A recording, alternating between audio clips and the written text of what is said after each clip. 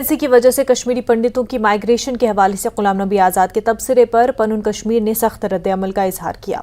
पनुन कश्मीर के convener doctor Ajay चरंगू ने इस बयान पर रद्द-ए-अमल जाहिर करते हुए कहा कि हुकूमत ने पंडितों को कश्मीर से बाहर ले जाने के लिए पब्लिक ट्रांसपोर्ट का इंतजाम किया था। ये झूठ है।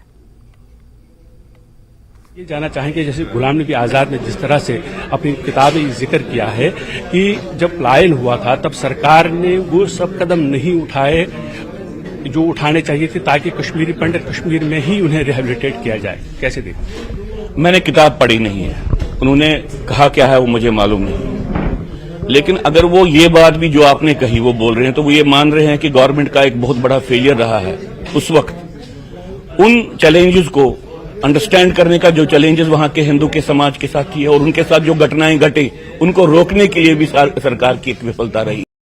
तो अगर इस दृष्टिकोण से उन्होंने बात की है कि ये किसी हद तक सही भी है, क्योंकि सिर्फ आतंकवाद का हमला ही नहीं था, गवर्नमेंट का फेलियर भी, इन दोनों चीजों ने परिस्थिति को ऐसे सामने लाया कि हिंदुओं को वहां से निकलना पड़ा। तो उनका ये भी कहना है कि उस वक्त जब जगमोहन थे गवर्नर और उन्होंने ये भी कि जब वहां पर मारधाड़ हुई तो कश्मीरी पंडितों के लिए पब्लिक ट्रांसपोर्ट अरेंज किया गया। ये वही एक वजह रही कि कश्मीरी पंडित अब वापस जा ही नहीं सकता। अब इससे बड़ा झूठ क्या हो सकता है? विस्थापन वहां पे जगमोहन के आने से पहले शुरू हो गया था और यही मैं कहता हूं कि जो कश्मीरी मुस्लिम लीडरशिप है उसका एक लीडरशिप वर्ग जो डिनायल ऑफ जीनोसाइड के इस अभियान में सबसे आगे है और उन 2-3 लोगों में जो सबसे आगे हैं उनमें गुलाम नबी आजाद भी हैं। इसलिए जब आपने मुझसे बात की कि उन्होंने कुछ लिखा है, क्योंकि मैंने पढ़ा नहीं है, आपकी बात का विश्वास करके मैंने आपको कहा अगर ऐसा कहा है उन्होंने कि फेलियर सरकार के स्तर पर भी रहा है तो ठीक बात है। अब रही बात ये जगमोहन ने अरेंज किया, इस बात को समझना है कि ये बात क्या है। ये इंसाइटमेंट है फर्दर जिनोसाइड की।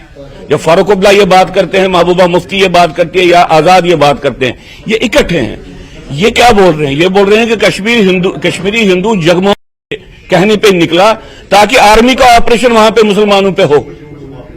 तो वो एक तरीके से मुसलमान को बोल रहे हैं कि भाई कश्मीरी हिंदू तुम्हारा नंबर 1 दुश्मन है। तो जो पिछले विस्थापन के बाद जो मैसेकर्स हुए वहां पे हिंदुओं के या बाद में जो हत्याएं हुई हैं उसका एक प्रमुख कारण यह भी है कि ये लोग इनसाइड जिनोसाइड को कर रहे हैं। और दुर्भाग्य की बात है कि जिसको पद्म विभूषण दे दिया भारत ने, ये व्यक्ति जो अपने आप को सेकुलर बोल रहा है इतनी कॉमनल बात करेगा अगर इसने इस किताब में इस बात को लिखा है। अपनी पार्टी के नायब सदर गुलाम हसन